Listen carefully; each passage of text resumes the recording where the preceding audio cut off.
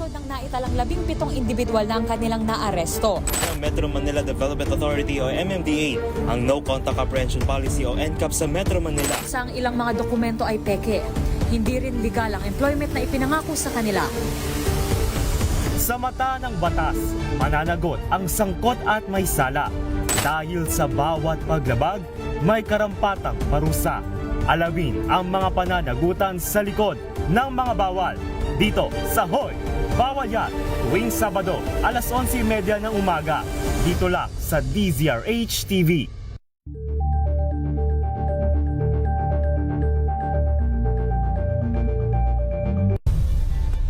Nagsimula sa pangarap hanggang sa maabot ang tagumpay. Iba't ibang kwento, iba't ibang mukha ng atletang Pilipino. Mas pinatindi, mas pinalakas, at mas pinaaksyon sa Match Point tuwing Sabado, 12:30 ng tanghali sa DZRH TV.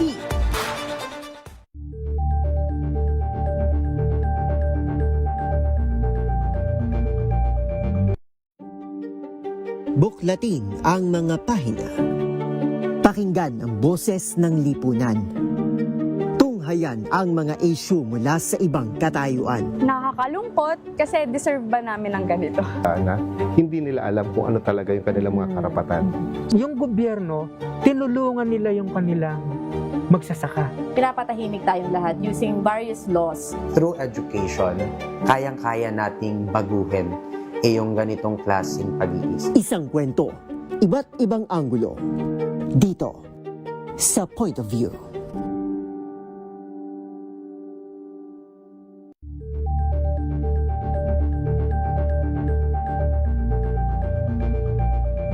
Tumunog na ang gandingan para sa kalikasan. Ang itinanghal bilang Best AM Radio Program Host ay si Cesar Chavez para sa special on Saturday ng DZRH.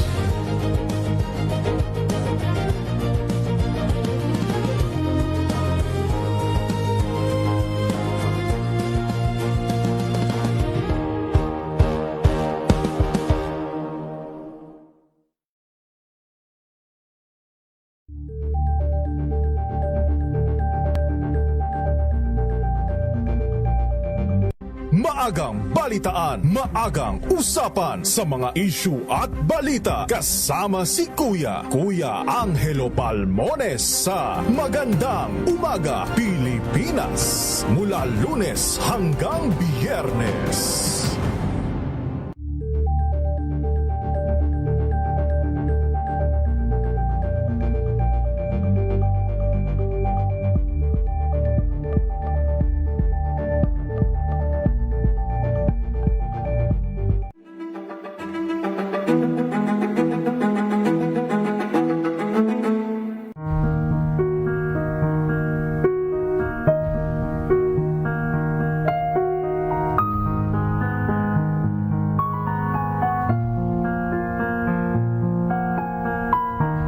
Kinukuha niya yung loob ng bata na hindi ka love sa family mo pero I can give that kind of love and safety sa iyo.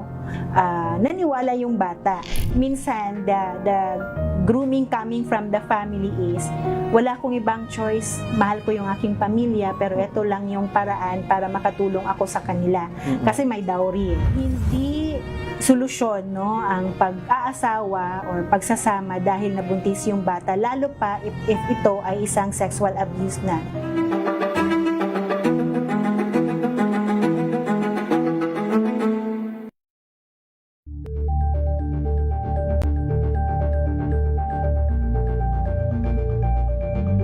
We've got you covered. From the hottest hits, exclusive interviews, kilig to the bones fan meet experience, and hataw performances of your favorite stars. Saturdays, 12 noon, dito lang sa DZRH TV.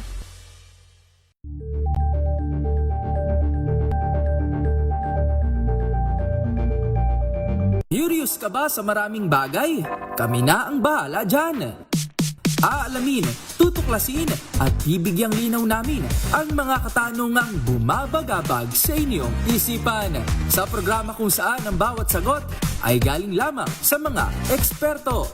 Ang Expert's Opinion, tuwing linggo 3:00 ng hapon, dito lang sa DZRH TV.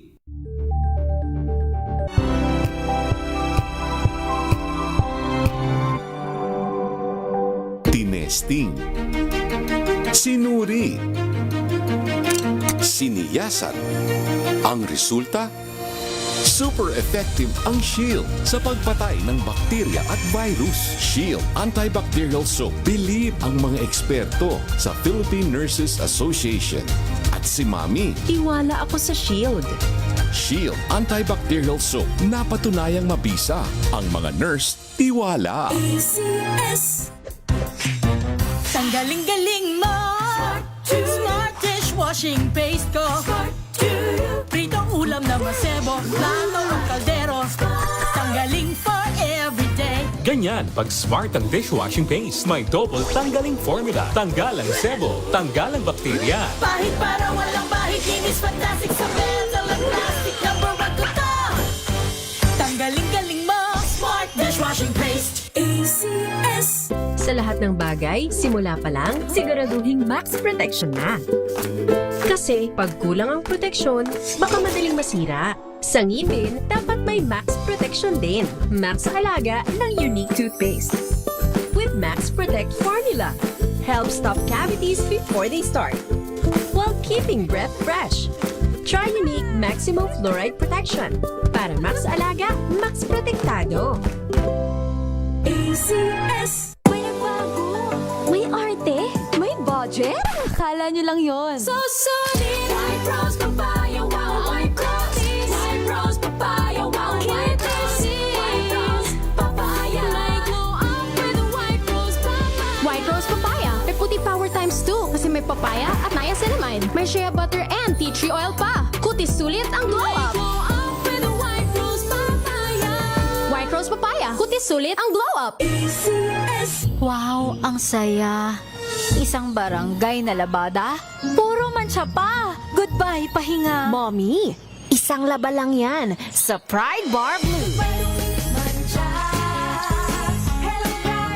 May powerful stain-away enzymes na malupit sa dumit mansya. At di masakit sa kamay. Isang laba lang yan. Hello, pahinga. Hello, Pride Bar Blue. ACS. How you spend your morning can often tell you what kind of day you are going to have. Me, I always start my day with a fresh cup of my favorite MX3 coffee. Mahalagang paalala, ang MX3 capsule ay hindi gamot at hindi dapat gamiting panggamot sa anumang uri ng sakit.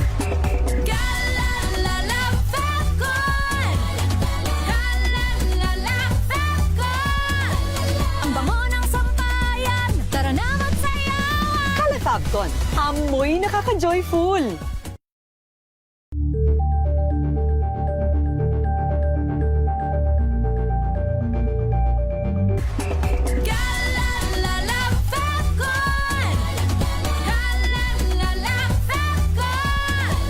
Ang bango ng sampayan. Tara na magsayawan. Califabcon, amoy nakaka-joyful. Sa puso ng kalikasan, natatangi ang prutas ng mangosteen. Ito ay nagtataglay ng antioxidant compounds na alpha, beta at gamma mangosteen. Ang MX3 capsule ay isang food supplement na gawa sa natural na mangosteen. Ito ay tested and proven to help avoid knee joint pain discomfort para iwas-iwas sa sakit with long-term supplementation 2 capsules daily. MX3 capsule, tunay, natural at orihinal. Mahalagang paalala, ang MX3 capsule ay hindi gamot at hindi dapat gamiting panggamot sa anumang uri ng sakit.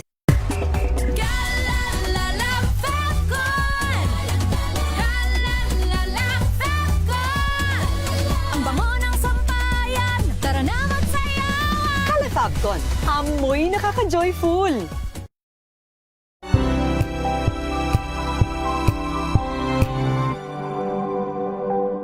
Hello, Washi! Laundry day na naman! Yay! Anong meron? Mancha ng chocolate, putik, may libag pa! Kaya natin yan! With Pride Washing Machine Detergent, may triple stain away formula. Tanggal ang makapit, madikit, at malupit na dumit mancha. Kaya easy-easy ang labada. Mula noon hanggang ngayon. All you need is pride. All you need is pride. ACS. Araw-araw, iba't ibang mga bagay na dapat pagtagumpayan. Ang subok kong partner ay MX3 Capsule. Research-based na tested and proven. Helps avoid pain discomfort. Iwas-iwas sa sakit. Kailangan lang ng long-term ang pag-inom 2 capsules araw-araw. Kasabay ng proper diet and exercise. I am able to make it with the right partner. MX3, dito ako believe. Mahalagang paalala, ang MX3 Capsule ay hindi gamot at hindi dapat gamiting panggamot sa anumang uri ng sakit.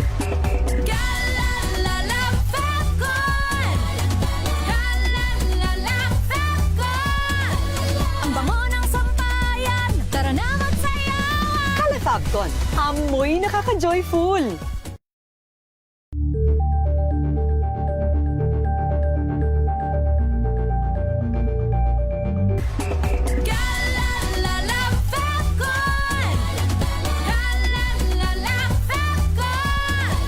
Ang bango ng sampayan. Tara na magsayawan. Calefacton, amoy nakaka-joyful.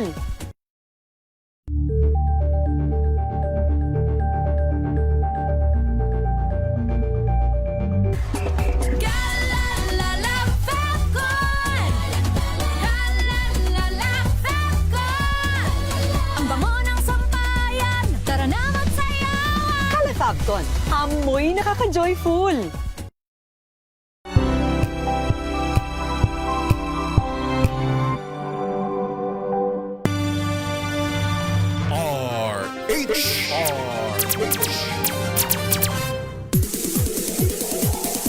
Mga hakbang pasulong mula sa paglalahad at pag-unawa ng mga problemang dulot ng korupsyon. Level up. Diskarte. Ikalawang aklat. Oras na para pag-isipang mabuti ang bawat desisyon. Ang bawat akbang. Ang bawat balak gawin bilang tugon sa mga hamon ng pagkamit ng katarungan. Ng pag-abot sa pangarap na umunlad at makapamuhay ng payapa at matiwasay. Diskarte. Ikalawang aklat. Diskarting makabansa. Diskarting makatao. Diskarting makakalikasan. Mga hakbang na mula sa taimtim na pagsusuri. Pinag-iisipan ng maayos. Ikaw, ano ang punto ng iyong diskarte?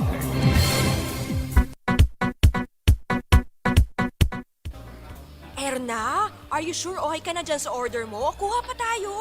No. Tama na ito, Janine. Ang dami na nga neto eh. Saka, nakakahiya na sa'yo. Hindi naman ito patakbuhing restaurant. Ang mahal-mahal na itong mga in-order natin. Ikaw naman, oo. Wala yan. Para ano't naging best friend tayo kung maiilang pa tayo sa isa't isa. Besides, ang tagal na nating hindi gumagala. Pasensya ka na, friend. Alam mo naman ang dami kong trabaho sa office. Then, it's about time na kumuha ka na ng assistant, di ba? Oo. Meron na nga akong mga shortlisted na candidates. Sina Louie and Angel. Yung dalawang staff kong yun, okay na okay sa akin. Ang hirap ng mamili kung sino sa kanilang ire-recommend ko for promotion. Ganyan naman palang nahihirapan ka. Ba't hindi na lang si Aliana Cruz ang i-recommend mo? Ha? Si Aliana? Yung matangkad at maputi? At maganda at sexy, tama. Yun nga si Aliana Cruz. Inaanak ko yung batang yun. Kaya ko siya kilala. Sa totoo lang, ex ko yung father niya. Buti na nga lang doon sa dad niya nagmana yung si Aliana.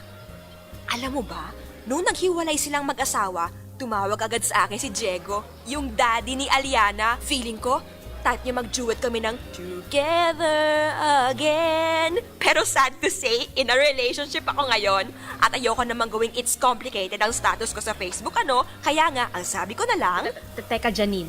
Balik tayo kay Aliana. Yes! Ang iyong executive assistant to be! No! Hindi naman ganun lang basta yun, And why not, Coconut? My goodness, Janine. Ang sama ng administrative record ni Aliana. Habitual latecomer na nga, wala pang self-initiative. Para siyang robot na kung hindi mo sususian, wala, hindi kikilos. So, Erna, my friend, I'm asking you as a favor, no? Nang malaman ko nga na ikaw ang boss niya, tuwang-tuwa ako eh. Tuwang-tuwa ka dahil... Dahil naipangako ko na nga sa daddy niya na gagawan ko ng paraan ang promotion ni Aliana. At alam kong tutulungan mo kung mangyari yon, di ba? Janine, hindi ka ba nakikinig kanina? Meron akong candidates na mas deserving. Ninang ba nila ang best friend mo? Hindi. Pero si Aliana, ninang niya ako. At dahil best friend, para ka na rin niyang ninang, di ba? Janine, no. No? Tinatanggihan mo ako? Ako na ang best friend mo humihingi ng favor sa'yo? Janine, yes. Dahil mali ang gusto mong mangyari, okay? Dahil influence peddling yan. Dahil corruption yan. At ako, hindi mo ako mapapapayag kahit kailan na maging korap. Kahit mag-away pa tayo?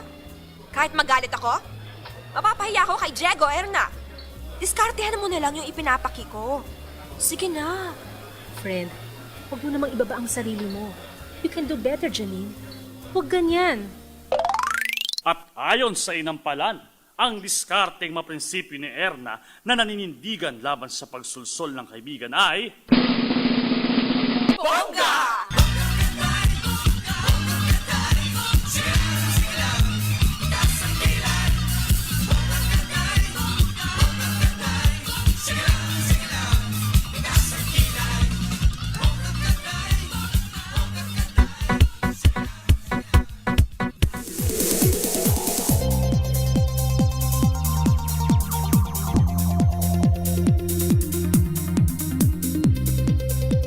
Magandang hapon po sa lahat ng aming mga masusugid at tagapakinig at welcome po sa inyong programang Diskarte. Ako po si Flor Abanto. Sa mahigit 20 taon ng ating programa, marami na po tayong tinalakay ng mga isyong hinggil sa ating lipunan. Mga isyong naging dahilan upang tayo ay makabuo ng mga dramang pangradyo na sumasalamin sa sitwasyon o pangyayari sa ating bansa. Mga dramang gumising sa ating mga natutulog na damdamin upang makibahagi at maging mapanuri sa mga kaganapang ating kinasasadlakan. Matapos ang mahigit na 20 taon, kamusta na ba ang bayan? Kamusta na ang pamamahala ng ating mga pinuno? Umunlad ba ang Pilipinas at naipagtanggol ang ating karapatan sa ating lupain at karagatan? May malaki at mabuti bang pagkakaiba ngayon? O pareho pa din ang mga suliranin natin noon na nagpasalin-salin sa mga susunod na henerasyon? Kaya naman ngayong hapon, balikan po natin ang ilan sa mga dramang tinampok dito sa ating programa.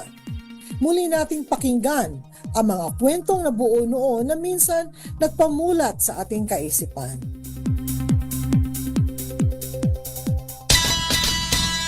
5 gin tonics, 1 bottle Johnny Walker Black, 1 double margarita, 2 sangrias, 2 order spicy chicken wings, big platter gambas, assorted cold cuts, mixed barbecue, sisig. Okay, sir. Kompleto na ulit ang order nyo. Sige, Suset. Ito nga pala para sa iyo, ha, mahal. Mamaya may kasunod pa yan. Ha? 500 pesos! Sir, laki naman ho niyan. Alam, itong tip, no?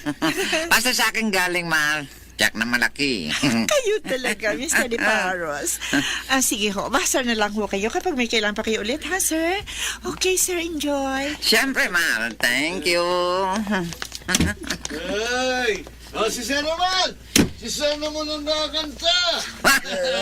Anytime! Anytime! Saka lang.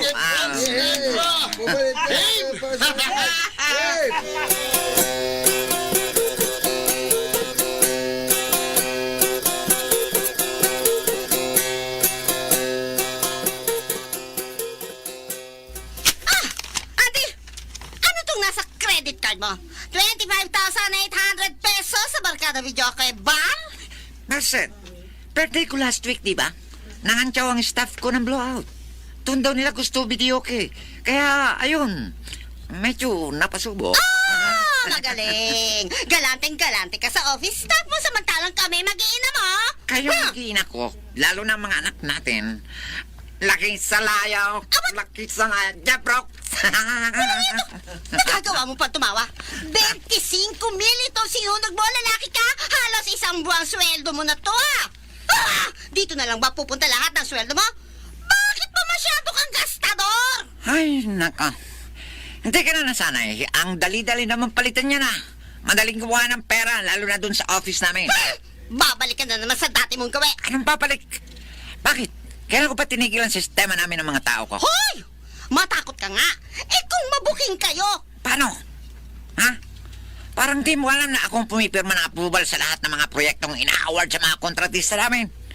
Sinong tangang ko kontra sa sistema ay pare-paras lang naman kami ng mga tao ko.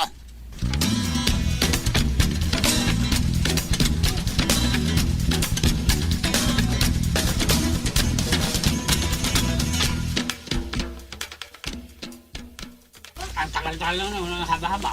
Hindi ba lang tayo nakausap? Naku po naman. Diba? Mr. Guard! Mamang Guard! Oo, sir. Bakit to? Ang haba-haba lang. Ganito ba lagi sa tanggapang ito? Ang haba-haba. Laging mahigit pa 1 kilometro pila? Oo, sir. Normal ho ito eh. Marami kasing nagpa-follow up ng releasing ng mga cheque nila. Doon po ang dulo ng pila para sa mga suppliers eh. Hindi ako supplier. Kontratista ako. Contractor. Siguro naman, iba nag-aasikaso ng papeles ng mga contractors. Pwede ho, sir. Pwedeng gawa ng paraan. Nagmamadali ho ba kaya? Oo, sana eh. Kapag hindi ko kasi nabayaran ng arawan ang mga taong inupahan ko para sa proyekto, baka iwan nila ako. Perde ang usapan namin. Kaya dapat talaga, bago pa man magsimula ang trabaho, may nakahanda na akong pondo. Hindi pa kami makapagsimula dahil wala pa akong down payment eh. Kaya pinapalo up ko yung release ng cheque namin. Okay. Kita nyo yung pintuang yon? Oh. Yung kulay green. Green? Pasok ko kayo dun, sir. Hanapin nyo si Myla. Sabihin nyo, akong nagpapunta sa inyo sa kanya.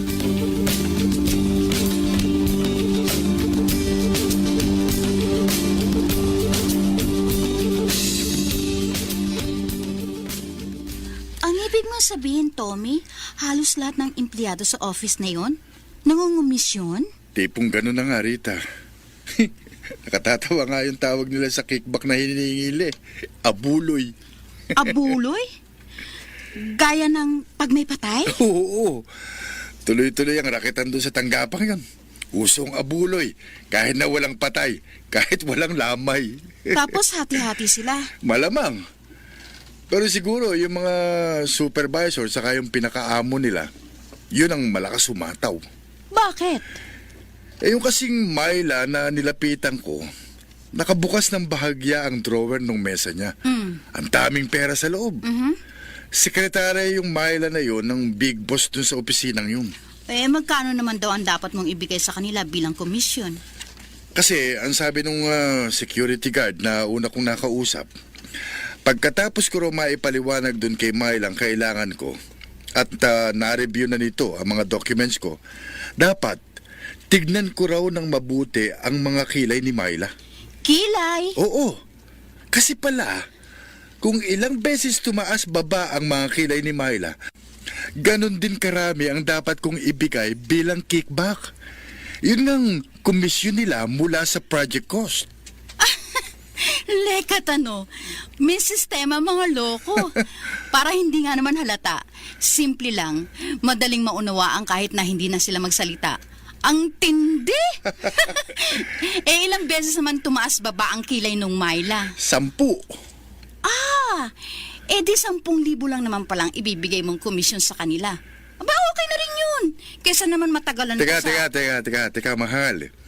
Hindi 1,000 ang katumbas na halaga ng bawat taas at baba ng kilay ni Myla. 10,000 ang katapat nun kada senyas. Ha?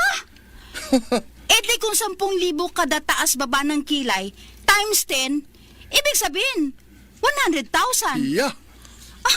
100,000 ang komisyon nila mula sa project na na-award sa'yo?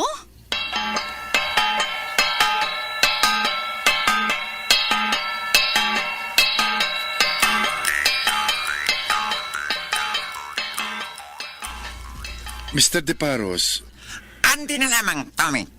Andy, hindi naman sa ayaw kong makipag-cooperate sa inyo. Pero... Hindi na kailangan ng formalidad sa pagitan natin. Diretsuhin mo na.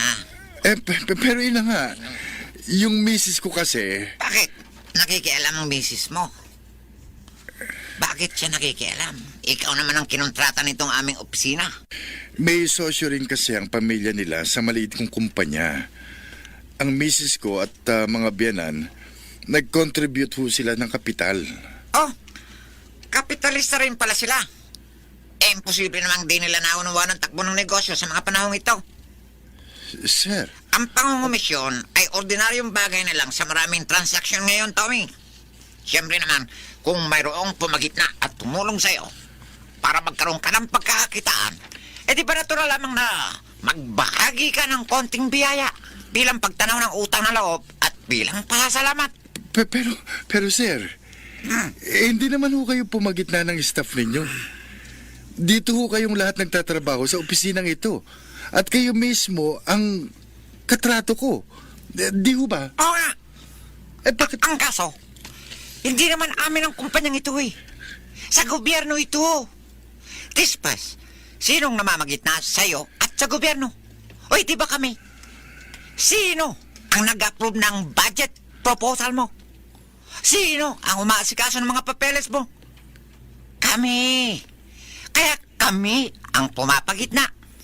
Kaya humihingi kami ng konting apuloy. Ikaw naman napakasimpleng bagay, hindi mo masakyan. Hindi naman ho sa ganon. Kaya lang... Kaya lang ano? Ordinaryo naman ang pangungumisyon, di ba? Ultimo nga, ahente ng punerarya sa mga komisyon na bubuhay. Oo, diba? Kaya lang... Private ho yun, di ba, Mr. De Paros? Iba kapag private company ang katrato at iba kapag government office. Ganon? At bakit iba? Kasi ho, ang mga private business, talagang profit o ang pagtubo ang layunin nila. Pero di ho ba kapag gobyerno, dapat serbisyo? Ang government business, tungkol ho sa pagbibigay ng serbisyo sa taong bayan. Hindi ang pagkita o pagtubo. Di kagaya ng mga pribadong kumpanya. Ganon? Paano naman ang mga bituka namin? Ang liit-liit ang sweldo namin mga taga-gobyerno. Baka akala mo. Napakadamot mo naman. Kung ayaw mo mabigay ng abuloy, ng konting ambo na grasya para sa amin. Pero sir, sobra di ba, naman to. Kayo mga taga-gobyerno, iisa lang naman dapat ang maging goal ninyo? At iyon ay ang paglingkuran kaming mga mamamayan? Pinaglilingkuran ka naman namin Pero hindi ibig sabihin kailangan mamulubi kami sa pagtatrabaho sa gobyerno. Sorry sir. Kasi hindi ko akalaing aabot sa ganito ang... Natataasan kasi 100,000. No problem. Pwede pa naman mabawasan 50,000 na lang. Ano? Deal na tayo? Sir. Tommy, makinig ka sa akin. Umpisa pa lamang ito. Huwag ka lang magdadamot. Pangako namin ng staff ko sa'yo. Aalagaan ka namin.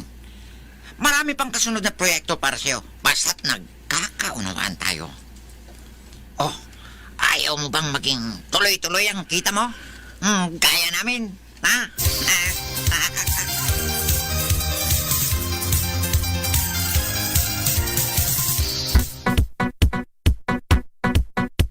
Mga kabarangay, ito po ang inyong Kapitana Dulce. Inaanyayahan ko po kayong sumali sa gagawing community clean-up nitong ating barangay sa Sabado, simula alas 6 ng umaga. Hoy! Ano ba kayo mga asosasyon ng mga sosyal na may pangil, ha? Bakit ever kayo at may disturb ang beauty sleep ng lola nyo? Tumigil kung hindi, gagawin ko kayo mga pusa! Tigil! Pasok sa loob! Kasi naman, Mandy, tanghaling tapat natutulog ka. At ba't hindi naman ako matutulog, Miss Uganda, Sheila Lorraine? Tapos na naman ang lahat ng gagawin ko. Nakalaba, nakalinis, nakaplansya, nakaluto na ako, Darna! O ano pang kasabihin mong bruha ka? Mga kabarangay, ako pa rin po ito, Kapitana Dulce. Ha? Hindi ako magsasabi. Si Kapitana Barbelicious. At ayan, at sinasabi na niya, kaya makinig ka sa pagre-rekorida niya. Inaanyayahan ko po kayong sumali sa gagawing community clean-up nitong ating barangay sa Sabado. Simula alas 6 ng umaga. Sisimulan po natin ang paglilinis sa mga baradong estero para maiiwasan po natin ang pagbabaha tuwing umuulan ng malakas. Aasahan po namin kayo! Ha? Ano raw?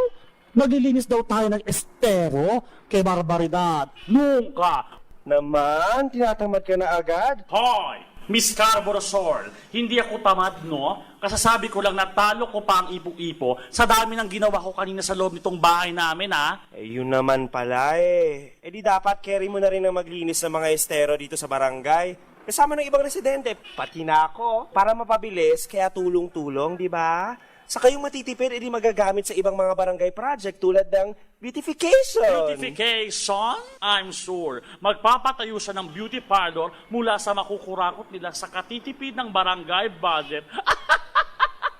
Gaga, hindi ganun si Kapitana. Ang dami na nga nilang nagawang kabutihan ng mga konsehal niya mula nung naupo sila. Ano ka? O siya, sumigi ka. Total naman, Miss Kiribati and Tuvalu, presidente ka ng fans club niya. Kaya hala, makikalkal ka sa mga estero sa Sabado, kasama nila. Ayaw mo talagang tumulong. Naman, sige, ikaw na ang wagas, ikaw na ang reyna ng Dedma. Kaso paano kung yung iba, gaya mo rin na walang pakialam? Aba, hindi ko rin problema yon. Basta ako, kapag malinis ang bahay ko, sitting pretty na ako. Clara Bells, Miss Republic of Congorilla. Kev sa mga esterong yon. Dahil hindi naman akin yun, ano? Kaya hindi ko problema yon. At ayon sa inampalan, ang dapat sa diskarteng walang pakialam ni Ate Kuya Mandy ay...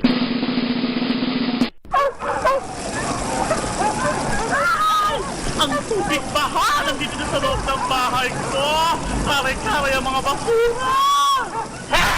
Mga inutil at holera! Huwag ka alulong ng alulong dyan! Tulungan niyo ako!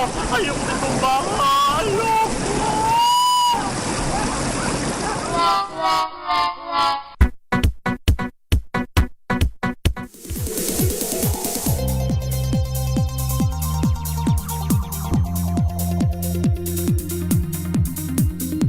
Uli po natin pakinggan ang dulang pangradyo na minsan nang hinatid ng ating programa.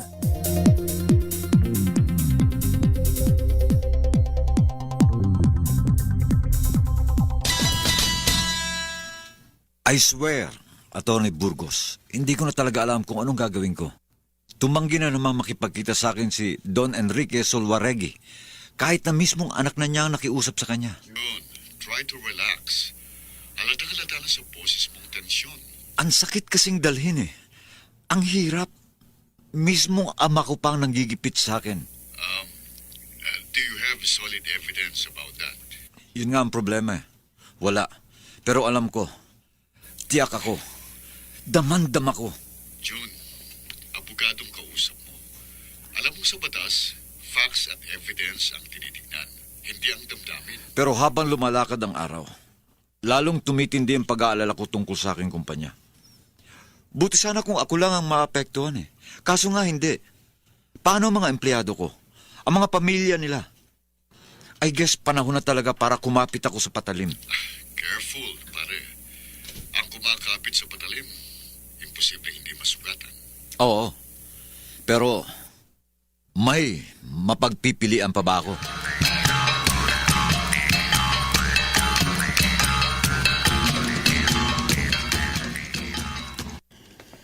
Claire, bakit gising ka pa? Anong ginagawa mo rito sa sala? Ano ba sa tingin mo? Di hinihintay kita umuwi. Hinihintay mo ko? Bago yun ah. Bakit? May kailangan ka ba? May problema ba? Huwag mo nga akong halikan. Halika na, matulog na tayo. Huwag mong sabi kung halikan eh. Amoy chiko ka na naman eh. Akala ko ba hindi ka naiinom ha? Pambira ka naman. Ito na nga lang ang natitira kong libangan, naalisin mo pa. Teka muna, ba't ba ang init-init Ay, ang ulo mo? nakabwisit ka. Ano ba talaga ang problema? Yung anak mong bastardo. Si John. Ano pa? Meron pa bang iba? Anong tungkol sa kanya? Wala naman. Tawag lang po siya ng tawag. Paulit-ulit. Tuwing makakatulog na sana ako, biglang kukuriring yung telepono. Kaya eto, imbes na sumakit ang ulo ko sa katatawag niya, bumaba na lamang ako rito sa sala, nagbantay dito sa telepono. Istorbong antipatiko lalaking yon. Ba't hindi niya ako sinubukan tawagan sa cellphone ko? At bakit? Sa tingin mo ba, dala mo yung cellphone mo kanina? Eto! Ayan oh, naiwan mo. Ulyanin ka na kasi talaga Ano ka ba? matanda eh. Napipikon na ako, ha? Wala ka na bang gagawin kundi angilan ako't insultuhin? Ano raw ang kailangan ni John? Gusto niya magkita kayo. Ganon? Ganon.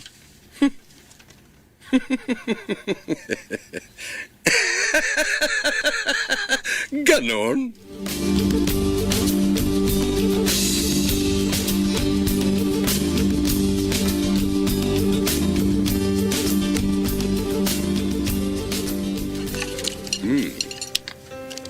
Sarap talaga nitong roasted pork loin.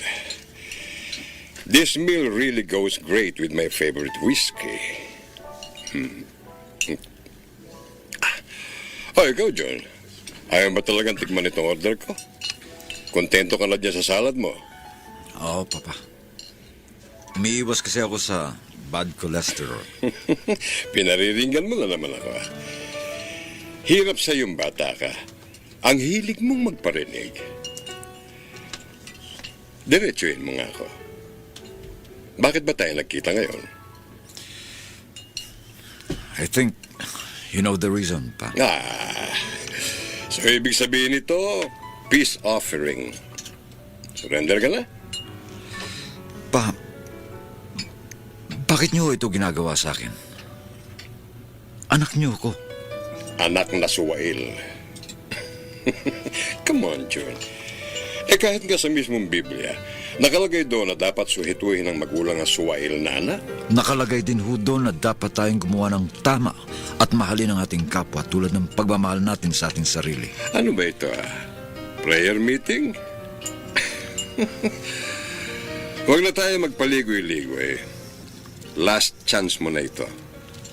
Payag ka o hindi sa gusto kong mangyari? Yes or no lang? Actually, hindi choice ang ibinibigay niyo sa akin. At bakit? Dahil immoral? Opo. Dahil ayaw mo na konsintihin ang mga kalokohan ko? Huwag mo akong tingnan ng ganyan na para kang nanunumbat. Hindi ka inosente. Junior? Dala mo ang pangalan ng iyong stepfather, Miguel Paulino Jr., ang nasa birth certificate mo, pero dugo kong nananalaytay sa iyo. Magbubunga pa ng santulang mabolo. Kaninong junior ka sa tingin mo? Papa, I never... Kahit kailan, hindi ako nagpanggap na inosente. Mabuti. Dahil tanggapin mo man o hindi, ang katotohanan ay one way or the other. Lahat ng tao dito sa mundo ay corrupt. Hindi totoo yan, Papa. Hindi lahat ng tao sa mundo corrupt. Sige. Okay.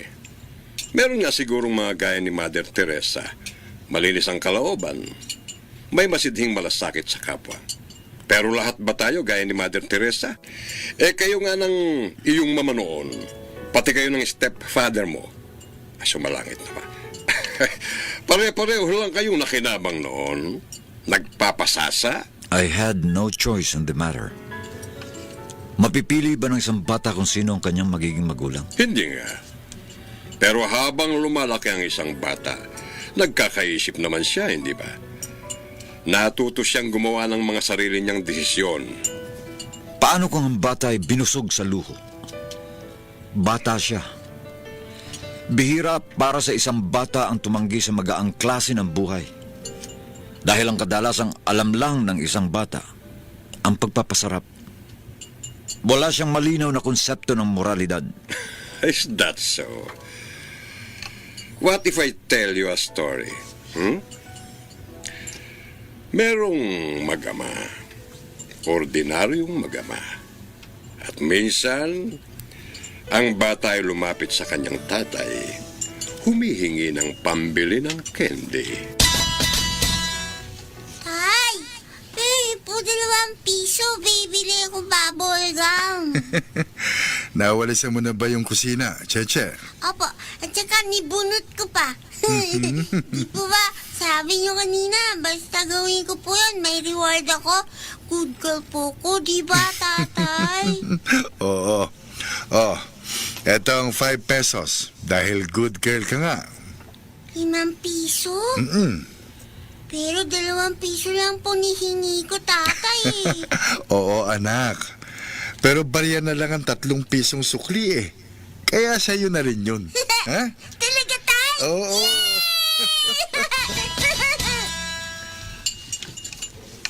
Okay, John. Sa ganoong sitwasyon, may korupsyon bang nasa sangkot? Wala. Dahil reward naman ang binigay ng tatay. Gantimpala. Walang masama sa ganon. Ang masama kung sinuhulan niya ang anak niya bago pa man ito nagwalis. Inalok ng pera para lamang sumunod. Okay, tama ka doon. Pero yung hindi na niya pagkuha ng sukli. Wala pa rin. I guess, sa labis na katuwaan na lamang nung ama, kung kaya... Tama ulit. Pero, ano ang leksyon na maaaring nakuha ng bata mula sa ganon? Nasa susunod. Total, barya lang naman ang sukli. Maaari niya na itong hingin ulit.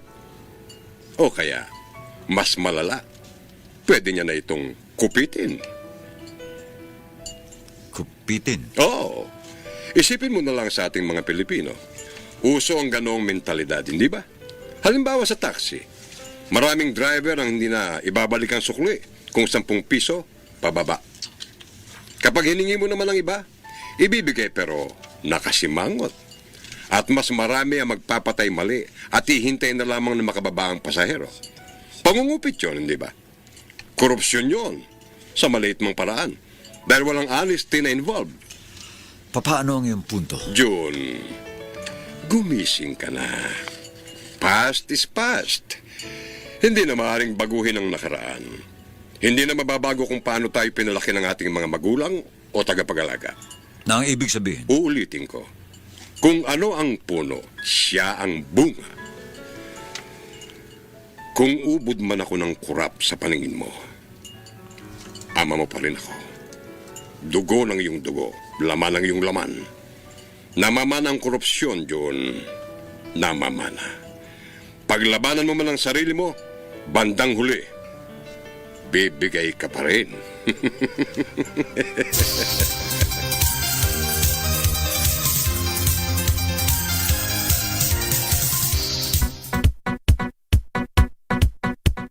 Number 25,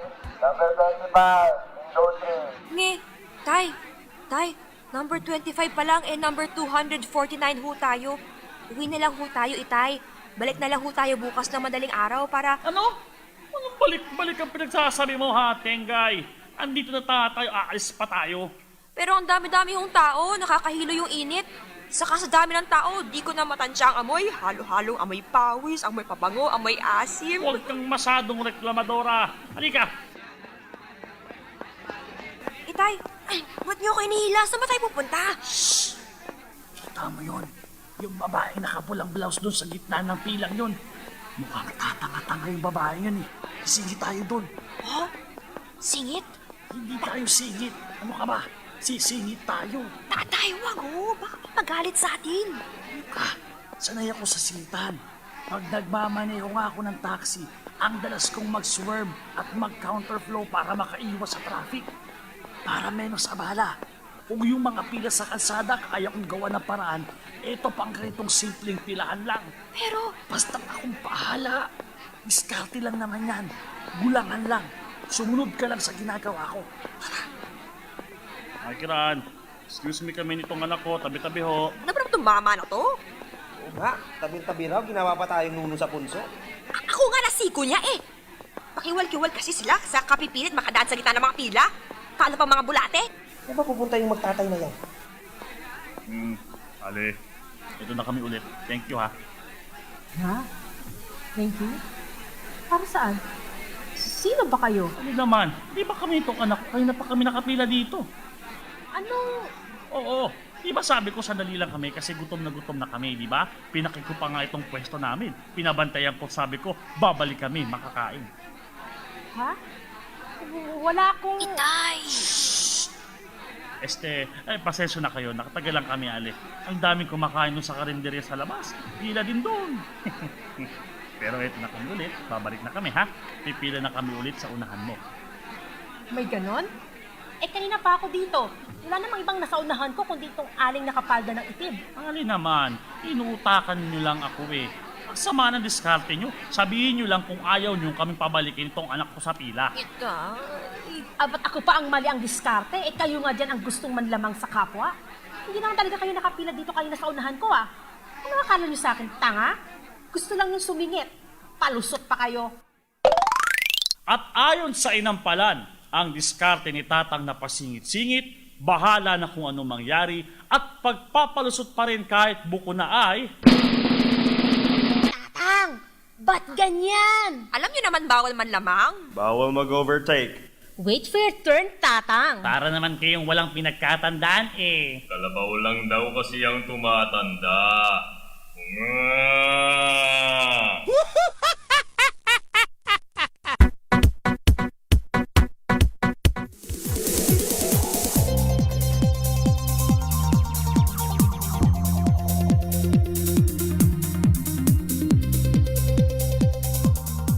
Pakinggan po natin muli ang dramang sumasalamin sa kultura at korupsyon ng ating lipunan.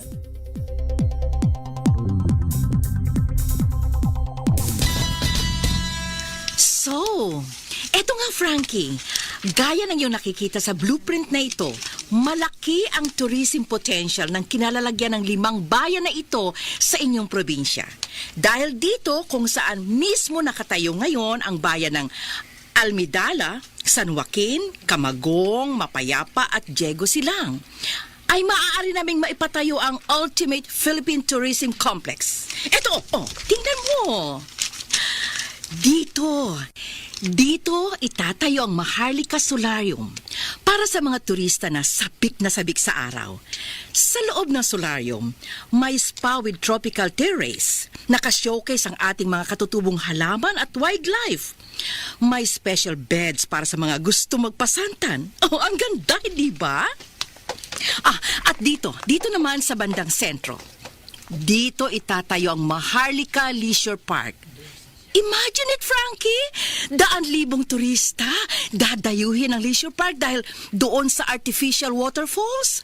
May skating rink, may multidisciplinary sports complex, iba't ibang klaseng gym at workout centers. O diba, sosyal, ha? At ito pa. Ito.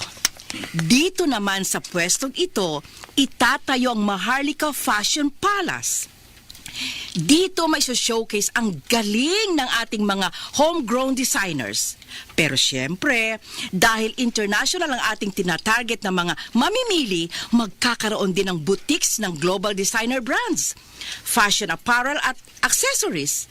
Oscar de la Renta, YSL, Gucci, lahat ng big shots na brands. Teka, Ha? Lisa. Ang dami niya na. Frankie, nagbibiro ka ba? Hindi pa nga ako nag-umpisa. First blueprint pa lang ito. Meron pa rito ikalawang set of designs para naman sa Maharlika Epicurean Delights. Para sa mga sosyal at katakam-takam na pagkain at rare na alak. Yung pang Maharlika Lifestyle Residences, Integrated Condominium and Vacation Type Units para sa mga turista na nais magtagal sa ating bansa. At siyempre, merong mga kasino at iba pang... Kasino? Kasino, pasugalan? But of course, dear. Global ang ating market. At kailangan para sa isang ganito kalaking tourism complex, handa tayong i-offer sa kanilang lahat. Look, my friend, itong probinsya nyo, backward. Wala gaanong economic activity dito. Kaya gusto naming buhayin ng todo ang ekonomiya ninyo. We will create millions of jobs at magiging maunlad kayo. Hindi ganap na totoo yung sinabi mo. Ang mga residente rito, lalo na sa 5 bayang binanggit mo kanina, binubuo ng mga farming and fishing communities. Kahit papano may pinagkakabuhayan sila at... But that's it, Frankie. Yung ginamit mo mga salita, kahit paano. My goodness, losers lang bumabanggit ng ganyan, amigo. At hindi ka loser. In fact, you're a very powerful man. You belong to a very strong and influential political clan. Ikaw ang gobernador ng probinsyang ito. Exactly. Kaya nga pinagsisikapan kong bigyan ng proteksyon. Proteksyon! Laban sa ano, Frankie? Oh, come on. Hindi kami predators. Kami ng investors na nasa likuran ko. All we want to do ay ang paganahin ang local economy ninyo. At hindi lang yon. I'm sure, alam mo, malaking magiging impact nito sa aming project sa pambansang ekonomiya natin.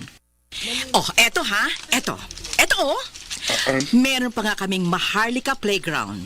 Kukumpitensyahin nito ang Disney World Hong Kong. My God, Frankie! Ang laki ng possibilities.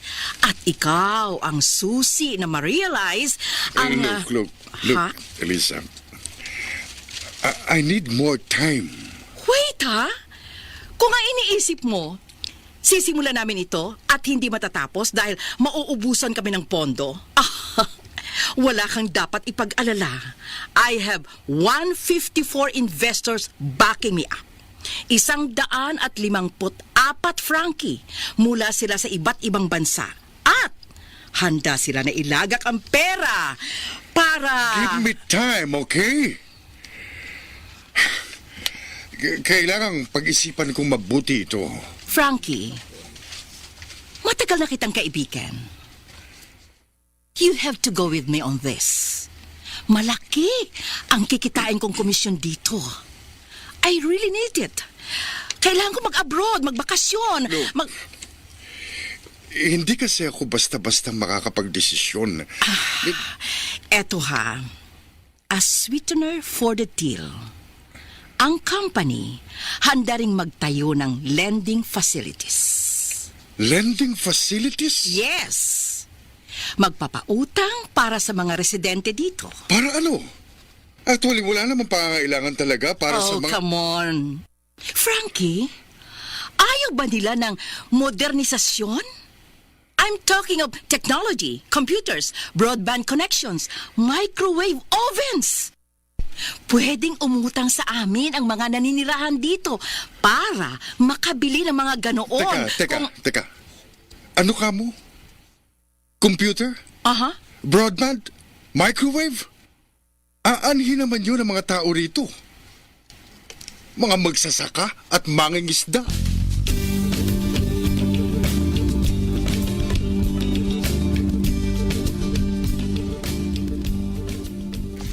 So, guys, ladies, ano sa tingin nyo? Governor, sa unang tingin ko parang maganda nga yung proposal nila. Pero, what's the catch? I mean, I'm sure may iba pa silang inaasinta aside from yung posibleng kitain nila. Gov, tama si Alice. Una sa lahat, aminin na natin, medyo backward ang lugar na ito. So, ang halaga ng real estate dito ay napakababa. Oo, naisip ko rin yun. Mababa sa ngayon, pero oras na magkaroon na ng higanting tourism complex dito, kung sakasakal, parang rocket ship na tataas ang presyo ng lupa rito at madidisplay sa mga original na residente. Sa Kagob, kung maging tourism mecca nga ito, natural magkakaroon ng pagbabago ang paraan ng pamumuhay at kultura ng ating probinsya. Tama. Mawawala ang identity ng ating probinsya. Good point, Clarissa. Kaya ang tanong politically, anong impact nun? Political impact, Senator Valenciano? Yes. I think yun talaga ang dapat una nating timbangin, hindi ba? Dahil sa ngayon, sa loob ng nakaraang 50 taon, ang pinagsanib na angkang Balenciaga Toribon ang nagpapalakad ng probinsyang ito. Kung sakasakaling maaprubahan man ang proyekto niyan, ano magiging epekto nun sa pamumuno namin mga Balenciaga at Toribon? Auntie Helen, actually, Mas concerned ako sa magiging impact ng proyekto sa mga mamamayan. Aha. Lalo na yung tungkol sa lending facilities. Baka marami ang matukso. Really? Oh, Frankie, at bakit naman? Isa kang turibon.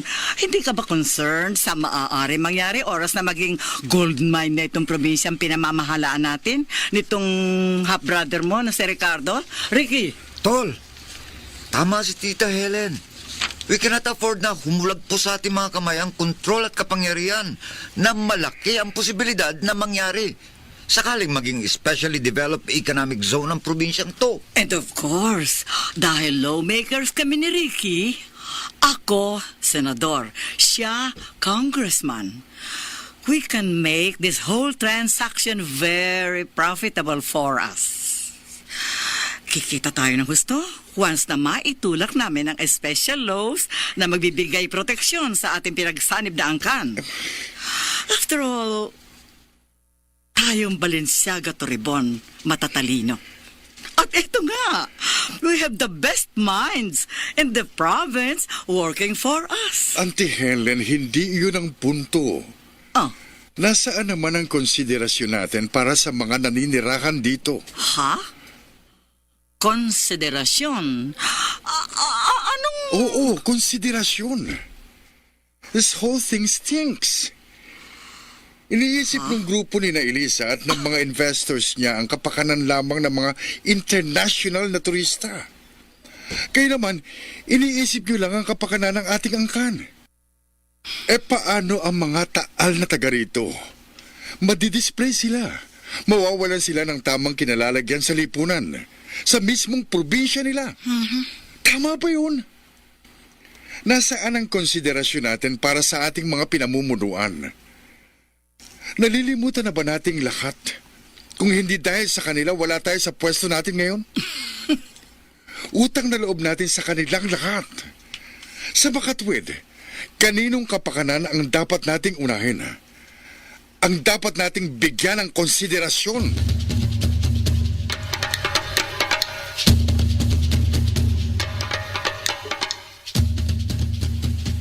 Son, I'm proud of you. Tama ang paninindigan mo. So far kasi, kahit na isang political dynasty ang pinagsanib na angkan ng mga Balenciaga at Toribon, for the most part, ay naging malinis ang ating pamamalakad. Tuloy-tuloy ang pagtitiwala sa atin ng taong bayan. Dahil meron man tayong mga kaanak na nakagawa ng korupsyon noon, bihira yon at naituwid agad. Dahil public service talaga ang pinagtuunan ng atensyon ng nakararami sa ating angkan. Yes, Dad. Totoo yun. Pinagmamalaki ko yun. Ang mga ganyang dambuhalang proyekto, breeding ground for corruption yan. Let's say, andito ng tourism complex. May isang lasing na turista. Nakabaril ng isang ordinaryong mamamayan gawa ng labis na kalasingan. You think, hindi kikilos ang pera? Hindi magkakaroon ng marami at malaking suhulan? Ng influence peddling para mailayo sa kapahamakan ng turistang yon? No. Malaki ang chances na pagtatakpan siya ng mga kinaukulan para maiwasan ang masamang publicity ng tourism complex. Correct. Magkakaroon ng breakdown ng law and order. Ang tinig ng pera ang magiging pinaka-ma-influensyal sa lugar na ito. Mawawala ang ating mga umiiral na values. Tayo mismo ang sisira sa ating lipunan. Yes, Dad. Naisip ko nga yun. Ayoko mangyari yun. Gusto kong pairali ng konsiderasyon para sa mga karapatan ng bawat mamamayan, anuman ang estado nila sa buhay. Katungkulan natin gawin yon bilang public servants. Nakatutok suman ang pangako ng higanting economic development. Dapat maging mas matimbang pa rin sa atin ang kapakanan ng ating mga direktang pinaglilingkuran. Ang ating mga kababayan.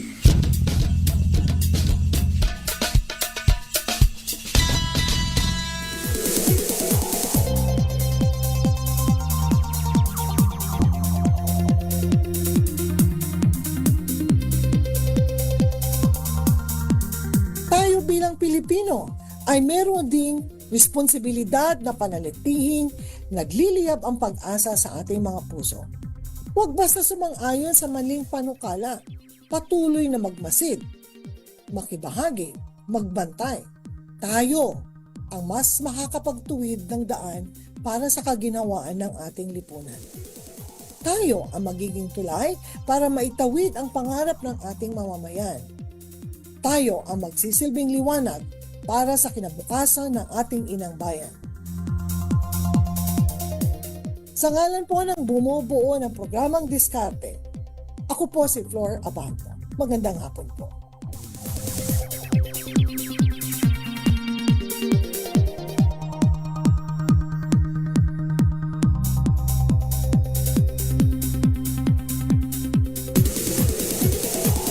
Ang inyong napakinggan ay pawang kathang-isip lamang.